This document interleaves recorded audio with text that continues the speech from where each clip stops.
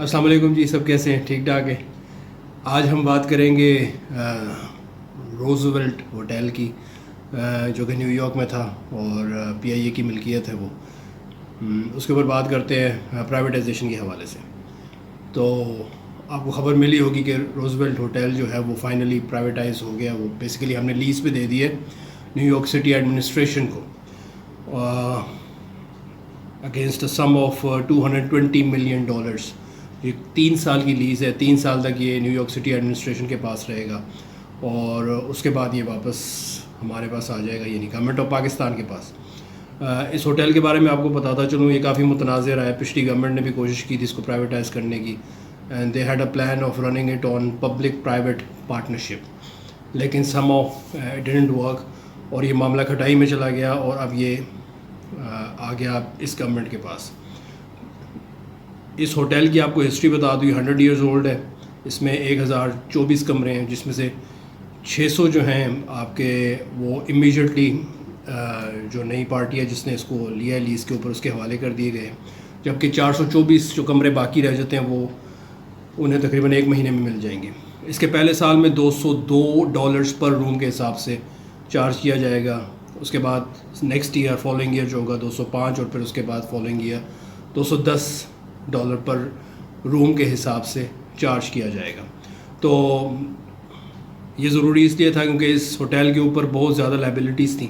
$20 million کی liabilities تھیں، جبکہ اس کی پر اینم کاسٹ جو تھی وہ $20 ملین تھی۔ تو یہ جو $220 ملین کی لیز آؤٹ ہم نے کی ہے ہماری گورنمنٹ نے، اس سے اس کی لائبلٹیز کلیئر ہو جائیں گی، جو کہ ایک بڑا خوشائند امر ہے۔ یہ ایک شروعات ہیں towards privatization of state owned enterprises in Pakistan, اور میں پرائیویٹائزیشن کا بہت بڑا حامی ہوں۔ اس کی وجہ یہ ہے کہ this is the norm of modern world. اب وہ وقت گزر گیا جب اسٹیٹ جو تھی وہ ادارے چلاتی تھی اور اسٹیٹ جو تھی وہ کمرشل ایکٹیویٹیز میں انڈلج کرتی تھی اپنے آپ کو۔ یہ وہ وقت نہیں ہے۔ The era of socialism and communism is over. Bhutto صاحب سوشلسٹ آئیڈیالوجی کے ساتھ اس ملک کے وزیر اعظم بنے تھے 1972 میں انہوں نے جو نیشنلائز کیا انڈسٹریز کو، وہ بگسٹ بلنڈر تھا ہماری ہسٹری کا۔ فورن ڈائریکٹ انویسٹمنٹ گر گئی، فورنرز کا کانفیڈنس ہماری اکانومی پر سے اٹھ گیا، اور پھر ایونچولی ہمیں گریجولی اس میں سے نکلنا پڑا۔ بھٹو صاحب سوشلزم کو فالو کرتے تھے، ماؤ سے تنگ کے بہت زیادہ بڑے فالوور تھے۔ ان کی کتابیں، ان کے لیٹرز آپ پڑھیں جو انہوں نے بے نظیر کو لکھے ہوئے ہیں جب وہ جیل میں تھے، اور اس سے پہلے جب وہ وزیر اعظم تھے، تو وہ ماؤ سے تنگ کو بہت زیادہ فالو کرتے تھے، اس کا ریفرنس دیتے تھے، اس کو آئیڈلائز کرتے تھے۔ اور ماؤ سے تنگ جو تھا وہ سوشلسٹ تھا، سوشلسٹ کی ایکسٹریم فارم پھر کمیونزم بن جاتی ہے، تو وہ بیسیکلی جو رشین کمیونزم ہے اس کو فالو کرتا تھا، ولادیمیر لینن کو، and he was a staunch follower of Stalin, جو کہ روس کا صدر رہ چکا ہے دوسری جنگ عظیم میں۔ لیکن خیر ہم اس سوشلزم یا کمیونزم کی بحث میں نہیں پڑھتے، اس کے لیے کسی اور وی لاگ میں کام کریں گے۔ It's a very interesting subject, لیکن اس کے لیے ایک پورا وی لاگ چاہیے۔ تو خیر بھٹو صاحب سوشلسٹ آئیڈیالوجی کے ساتھ وزیر اعظم پاکستان بنے، اور پھر انہوں نے اس کو ریپلیکیٹ کرنے کی کوشش کی پاکستان میں، جو کہ کامیاب نہیں ہو سکی، اور پھر ہمیں پرائیویٹائزیشن کی طرف، کیپٹلزم کی طرف جانا پڑا۔ لیکن اب بھی آپ کو بتاؤں کہ اس وقت پاکستان میں اسٹیٹ اونڈ انٹرپرائزز کی تعداد 50 کے لگ بھگ ہے، ان میں سے میجورٹی لاسز میں ہیں، جن میں سے 5 میجر جو آپ کی اسٹیٹ اونڈ انٹرپرائزز ہیں، جو کہ پی آئی اے ہے، ریلوے ہے، ٹیلی فون انڈسٹریز آف پاکستان ہے، پاکستان اسٹیل ملز ہے، یہ انتہائی بڑے لاسز میں جا رہی ہیں، اور تقریباً سال کا ہمیں 500 سے 600 ارب روپیہ ان میں انویسٹ کرنا پڑتا ہے، باوجود اس کے کہ they are running in losses. ہمارے پاس سے ایک بڑی اچھی مثال ہے پرائیویٹائزیشن کی، پی ٹی سی ایل کی۔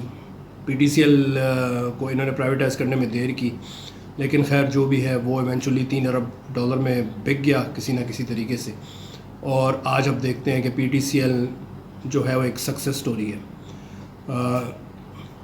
جو آپ کی بڑی، میں نے جن کا آپ کے آگے نام لیا، Pakistan steel mills, P I A, railway, telephone industries of Pakistan and discourse, जो डिस्ट्रीब्यूशन कंपनीज है इलेक्ट्रिसिटी की, they are heavily under losses, और सिर्फ कुछ हज़ार एम्प्लॉइज़ को राज़ी करने के लिए, उनको उनकी जॉब्स को सिक्योर करने के लिए हर साल 500 से 600 अरब रुपया इन कंपनीज़ के ऊपर लगाया जाता है, सिर्फ इसलिए कि चलती रहे, और उसका नतीजा कुछ नहीं निकलता। अगले साल वो मज़ीद बड़े लॉसेस लेके आपके आगे आ जाती हैं। जैसे पाकिस्तान स्टील मिल्स है, पिछले 73 में बनी, रशिया ने बना के दी और पिछले 6 साल से बंद पड़ी हुई है।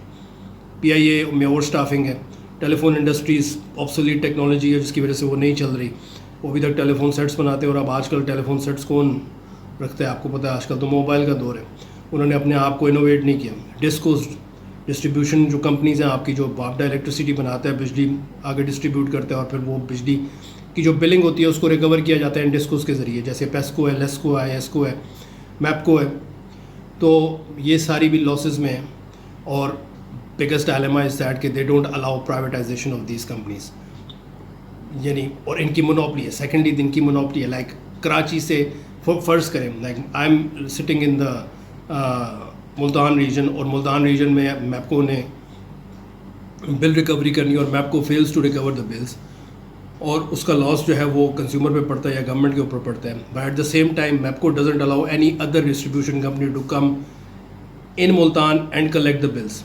मैपको की मोनोपली है, इस्लामाबाद में ISCO की मोनोपली है, इसी तरह पेशावर में पेस्को की मोनोपली है, ये दूसरी कंपनीज़ को नहीं आने देते। UK की मिसाल आपको एक दफ़ा फिर देता हूँ कि मैं वहाँ पे रहा हूँ काफ़ी अर्से से, मैं उसको बार बार कोट करता हूँ। UK में, लंदन में स्टेट बिजली प्रोवाइड करती है, लेकिन बिल रिकवरी और बिलिंग जो है वो आप किसी भी कंपनी की ले सकते हैं, कोई भी। जिस तरह आप यहाँ मोबाइल पैकेजेस होते हैं, इस तरह वहाँ पे बिजली के पैकेजेस होते हैं।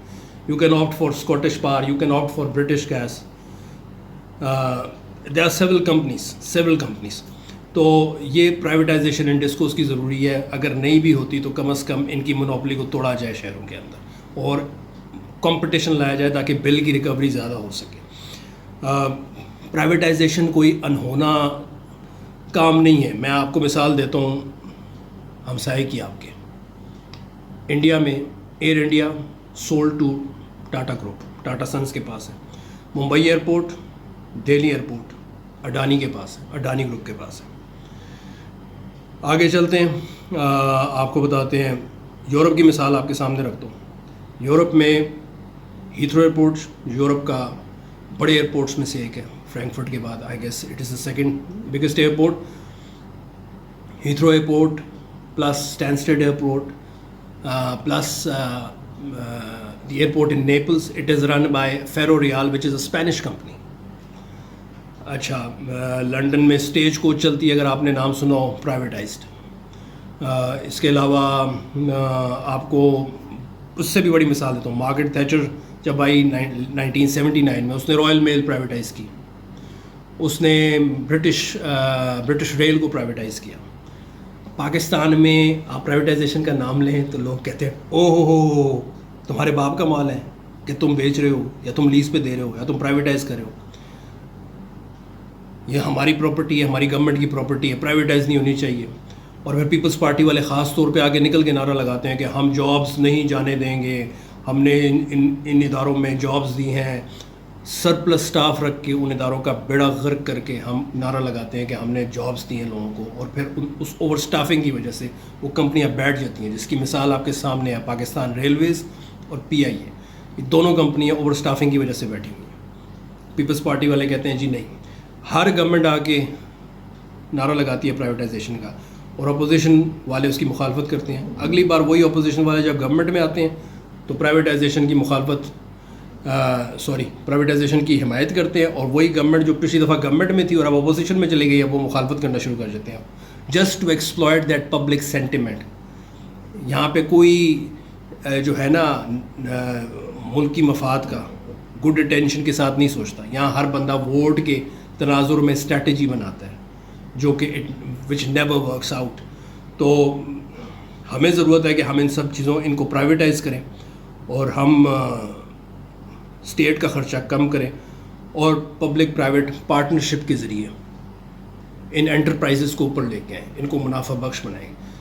جب یہ اوپر آئیں گی ہمارا ایکسپینڈیچر کم ہوگا, لوگوں کو اپرچونٹی بھی ملے گی, لوگوں کو اچھی سروس بھی ملے گی, یہ فلرش کریں گی, ملک فلرش کرے گا, ٹیکس ریونیو جنریٹ ہوگا, اچھی سروسز لوگوں کو ملیں گی, امپلائمنٹ اپرچونیٹیز نکلیں گی. لیکن اگر ہم اسی سائیکل پہ چلتے رہے تو آپ ناجائز بھرتیاں کرتے جائیں گے ان اداروں میں, ہر سال 500 600 1000 ارب ان اداروں میں ڈالتے جائیں گے, اور بالآخر کیا ہوگا کہ آپ اس جگہ پہنچ جائیں گے جہاں ہم آلریڈی ہیں, like we are on the brink of default. تو یہ جو 600 ارب ہم ان میں لگا رہے ہیں, اگر ہم کسی پروڈکٹیو کام میں لگائیں تو کیا ہی اچھا ہو جائے. لیکن نہیں, ہم صرف پولیٹیکل سینٹیمنٹ کو, ووٹر سینٹیمنٹ کو ایکسپلائٹ کرنے کے لیے اوور اسٹافنگ کرتے ہیں اور ان اداروں کا بیڑا غرق کرتے ہیں, اور اسٹیٹ کے خزانے سے ان کے اوپر پیسہ لگاتے ہیں جس میں سے کچھ بھی نہیں نکلنا, کیونکہ these enterprises are overstaffed and they are malfunctioning and they are not viable at all. ہمیں پرائیویٹائزیشن کی طرف جانا ہوگا. This is the norm of today and we have got the examples of Europe and India in our neighborhood. Privatise کریں, public private partnership لے کے آئیں. Government کا کام ملک چلانا ہے, فورن پالیسی دیکھنا ہے, دفاع دیکھنا ہے, انٹیریئر منسٹری دیکھنا ہے, آپ کی فائنانس انڈسٹری آپ کی جو ٹریجری دیکھنا ہے, وزارت خزانہ جس کو کہتے ہیں. گورنمنٹ کا کام railway, P I a, steel ملیں چلانا نہیں ہے. Government should focus on larger things. It should have larger goals. It should have a larger canvas to see things around.